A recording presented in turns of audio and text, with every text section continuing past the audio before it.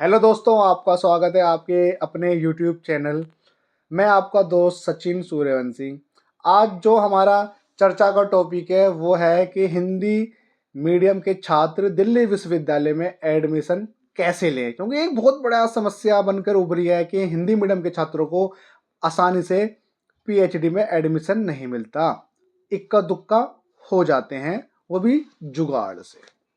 तो आज हम लेकर आए हैं अपने सीनियर नितिन कुमार सिंह को फ्रॉम उत्तर प्रदेश जिला बुलंदशहर से, जो कि पॉलिटिकल साइंस में हिंदी मीडियम के छात्र हैं, जो दिल्ली विश्वविद्यालय से अपना पीएचडी कर रहे हैं। तो चलिए आज हम इनसे जो हमारा पहला क्वेश्चन है, हमारा नहीं वो सबका ही, जो हिंदी मीडियम के छात्र हैं उनका क्वेश्चन है कि दिल्ली विश्वविद्यालय से पीएचडी करते समय, एडमिशन लेते समय सॉरी, किन किन समस्याओं का सामना करना पड़ता है एक छात्र को, जो कि इतनी आसानी से हमें पता है कि हिंदी मीडियम के छात्रों को एडमिशन तो नहीं मिलता। तो नितिन जी बताएंगे इस बारे में आप कुछ? जी सचिन जी, बिल्कुल आपने बिल्कुल सही कहा कि हिंदी मीडियम वाले लोगों को बहुत दिक्कत होती है। और उससे पहले मैं आपके दर्शकों को एक बार नमस्कार बोलना चाहूँगा और सभी भाइयों को ये बताना चाहूँगा कि जो हिंदी मीडियम के जो छात्र होते हैं उनको बहुत ज़्यादा प्रॉब्लम होती है पीएचडी में एडमिशन लेने के लिए। सबसे ज़्यादा प्रॉब्लम क्या है कि जब वो इंटरव्यू के टाइम पे जब हिंदी मीडियम वाला बंदा जब जाता है तो वो जो क्वेश्चन करते हैं, खासकर पॉलिटिकल साइंस में इंग्लिश ही चलती है मोस्टली। देखो सचिन जी, अब वो जब इंग्लिश में क्वेश्चन करते हैं तो हिंदी मीडियम वाला वो आंसर देने में झिझकता है, क्योंकि वो ये सोचता है कि कहीं मैं गलत ना दे दूं, कहीं कोई ऐसा वर्ड ना चला जाए कि मैं जो इंटरव्यू देना चाह रहा हूँ वो उनको गलत वर्ड लगे, गलत समझें और मेरा पीएचडी में एडमिशन नहीं हो पाए। तो उनको बहुत ज़्यादा प्रॉब्लम होती है। और कुछ जो प्रोफेसर होते हैं वो लोग भी ज़्यादा भेदभाव रखते हैं हिंदी मीडियम और इंग्लिश मीडियम में, बिकॉज क्योंकि उनके जितने भी प्रोफेसर होते हैं पॉलिटिकल साइंस के, वो यही चाहते हैं कि हमारा जो बच्चा है या हम जिसको भी हायर कर रहे हैं या जिसको भी इंटरव्यू में पास कर रहे हैं उस बच्चे को इंग्लिश आनी चाहिए। इंग्लिश आनी चाहिए इसलिए आनी चाहिए क्योंकि जो पॉलिटिकल साइंस का जो बेस है वो मोस्टली ज़्यादातर इंग्लिश का ही है सचिन जी। हाँ, मतलब कि जो बात समझ में आ रही है कि हमने भी अपनी ग्रेजुएशन और पोस्ट ग्रेजुएशन करी थी, तो जितना भी स्टडी मटेरियल होता है वो आपका सारा इंग्लिश में ही मिलता है, हिंदी में तो बहुत कम ही मिलता है। तो ये समस्या तो देखो आनी है। अगर आप इंटरव्यू में कह देते हो कि सर मुझे इंग्लिश समझ में नहीं आ रही, तो जो उनका जो रिएक्शन होता है वो थोड़ा अजीब सा हो जाता है कि नहीं इंग्लिश नहीं आती तो ये कैसे रिसर्च करेंगे, क्योंकि पॉलिटिकल साइंस में तो इंग्लिश ही ज़्यादा स्टडी मटेरियल होता है करने के लिए। लेकिन हाँ, इक्का दुक्का तो होंगे सर जिनका हो जाता होगा, जो हिंदी मीडियम के छात्र होते हैं, किसी का ही नहीं होता। देखो सचिन जी, अब मैं आपके इस चैनल पे आपने ये क्वेश्चन पूछ लिया है तो मैं बता देता हूँ कि जी, आप चाहे दिल्ली के हों, आप चाहे यूपी के हों, चाहे आप किसी भी स्टेट के हों, अगर आपकी बातचीत आपके प्रोफेसरों से बहुत अच्छी बातचीत है, लिंकअप है, या आपके किसी नेता से बहुत अच्छी बातचीत है, या आपके किसी एसएचओ से बातचीत है उस थाने के जहाँ पर वो कॉलेज है या जहाँ पे वो यूनिवर्सिटी है, तो उस चीज़ का बहुत फ़र्क पड़ता है। और इसी बातचीत के द्वारा किसी ना किसी एक आध बंदे का हो जाता है बिगर किसी टेंशन के, चाहे वो हिंदी मीडियम का हो चाहे वो फिर इंग्लिश मीडियम का हो। इसी पे मैं अपनी अपनी भी एक थोड़ा एक्सपीरियंस शेयर करना चाहूँगा। जब मैं विश्वविद्यालय में गया था एडमिशन के लिए, तो मैंने देखा कि जैसे ही बच्चे विश्वविद्यालय में पहुँचते हैं, वो सबसे पहले अपना फ़ोन निकालते हैं, बोलते हैं गुरुजी मैं आ गया।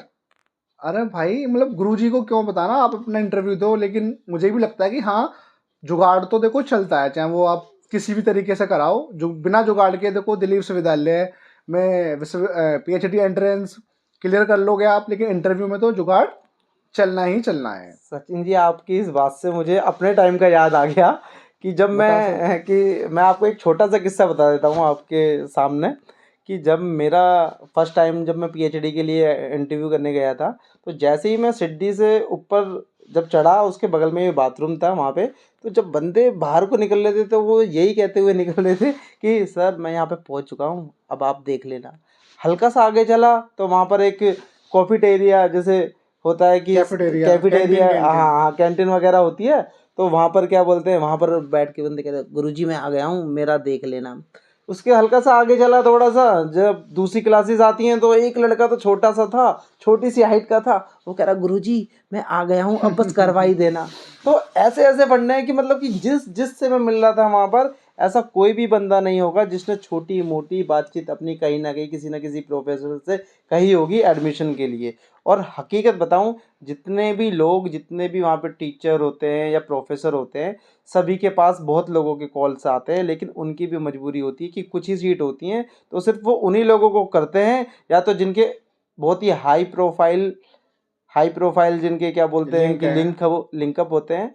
और या फिर दूसरी बात ये कि कोई प्रोफेसर का ही कोई बच्चा है, कोई चाचा का लड़का है या कोई रिलेटिव है, तो उनका हो जाता है। या ये भी होता है कि किसी प्रोफेसर का कोई खास चेला होता है जो बीए से एमए से साथ में लगा पड़ा है, तो उनका भी हो जाता है। लेकिन ये आपकी बात बिल्कुल सही है कि बिगर लिंकअप के आपका पीएचडी में एडमिशन बहुत ही मुश्किल है। अगर किसी का लिंकअप ही नहीं है तो मैं मानता हूँ कि 2 से 3 साल लग जाती हैं पीएचडी के एडमिशन लेने में, कम से कम।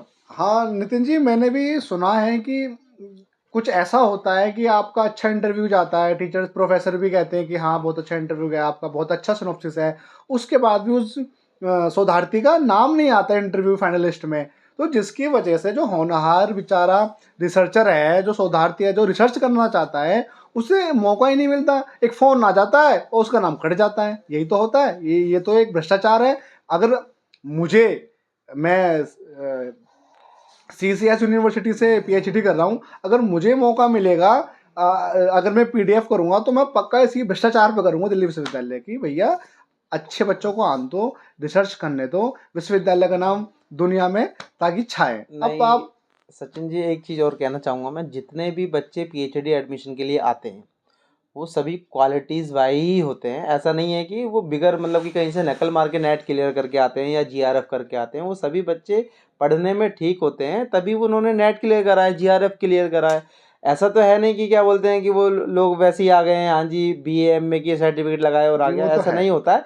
लेकिन रियलिटी यही है कि आपके पास में वैकेंसियाँ कम होती हैं पीएचडी एडमिशन की, और आपके पास में जब स्टूडेंट ज़्यादा होते हैं तो ये प्रॉब्लम होती है। इसीलिए जैक लगाई जाती है और इसीलिए वो जैक लगती है। और आपने जैसा कि कहा कि एक कॉल आता है और उस बच्चे का नाम हट जाता है, तो ये ये तो तो होता है सर। होता है। देखो ये मैं भी मानता हूँ कि ये होता है, और उस बच्चे की किस्मत देखो जोर मार रही होती है, इस वजह से वो फ़ोन भी आया हुआ होता है और वो प्रोफेसर या वो एचओडी जो इंटरव्यू में बैठता है वो उसको लेता भी है। तो उस लड़के की मेहनत भी है, सोर्स भी है, और कुछ कहो तो किस्मत भी मेरे हिसाब से होता है। बाकी तो सबका अपना अपना तजर्बा है, सबकी अपनी अपनी राय होती है कि क्या कैसे होता है। लेकिन हाँ ये है कि आपका लिंकअप होना ये बहुत ज़रूरी है।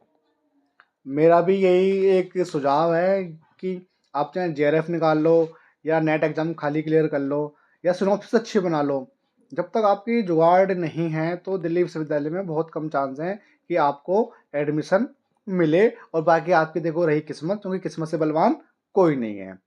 और दोस्तों, अगर आपको किसी और की सिनॉप्सिस किस तरीके से बनाई जाती है, उसमें क्या क्या मैटर बनता है, सिनॉप्सिस का टॉपिक कैसे डिसाइड करें, अगर आपको इस बातों को, इन टॉपिकों की कुछ इन्फॉर्मेशन चाहिए, तो वीडियो के नीचे कमेंट करें। हम आपको नितिन सर से दोबारा उन्हें हाजिर करेंगे ताकि वो आपकी जो सवाल हैं, जो क्वेश्चन हैं, उनका जवाब दे सकें। तो जी नितिन जी बिल्कुल। आओगे ना दोबारा या जी नहीं बिल्कुल आओगे? सचिन जी, बिल्कुल आएंगे, आप बुलाओगे तो बिल्कुल आएंगे। और फिर दूसरी बात यह है कि हाँ उन बच्चों को अगर हम कुछ गाइड कर सकते हैं तो उन बच्चों के लिए हम कुछ हेल्प कर सकते हैं तो ये बहुत ही तो है। अच्छा रहेगा। और बहुत से लोगों को हमें दुआएं भी मिलेंगी कि हाँ भाई कोई तो है जो हमको इस तरीके से समझा रहा है। क्योंकि सबसे ज़्यादा जो प्रॉब्लम होती है वो नए स्टूडेंटों को होती है कि किस तरीके से क्या करना है। पीएचडी में एडमिशन कोई खेल नहीं है। पीएचडी में एडमिशन लेने के लिए एक तरीके से वो आप लगा लो ये तो है जॉब, सर। जॉब की तरह ही है। आप अगर आपने पीएचडी में एडमिशन ले लिया तो सोचो कि एक डी क्लास या सी क्लास की आपने जॉब ले हाँ, ली। आधे बच्चे नितिन जी मैंने देखा है कि फेलोशिप के लिए ही पीएचडी करते हैं कि एक उनकी आर्थिक स्थिति अच्छी हो जाएगी, तो उन्हें कोई टेंशन नहीं रहती कि घर वाले क्या बोलेंगे, क्योंकि सरकार उन्हें फेलोशिप अदा करती है। सचिन जी मैं आपको बताऊंगा, आपने कहा आधे बच्चे, मैं कहता हूँ कि 90% लोग इसीलिए पीएचडी कर रहे हैं आजकल, जो पीएचडी करना चाहते हैं। कि आपको पता है कि किसी का अगर जीआरएफ क्लियर हो जाता है तो 35 से 40 हज़ार रुपये उसको इन हैंड मिलने लगते हैं उसके अकाउंट में। और किसी का अगर तो ये तो अच्छी बात है ना, ताकि जब एक बच्चे को एक आर्थिक स्थिति मजबूत रहेगी जब भी तो वो अच्छे से रिसर्च कर पाएगा, नहीं वरना उसको अपनी आर्थिक स्थिति को संभालने में टाइम लग जाएगा नहीं ना। वो आपकी बात बिल्कुल ठीक है, लेकिन जो बच्चा पीएचडी कर रहा है, जो बच्चा नेट जीआरएफ कर रहा है, वो बिल्कुल वही बच्चा कर रहा होता है जिसकी आर्थिक स्थिति घर की ठीक होती है।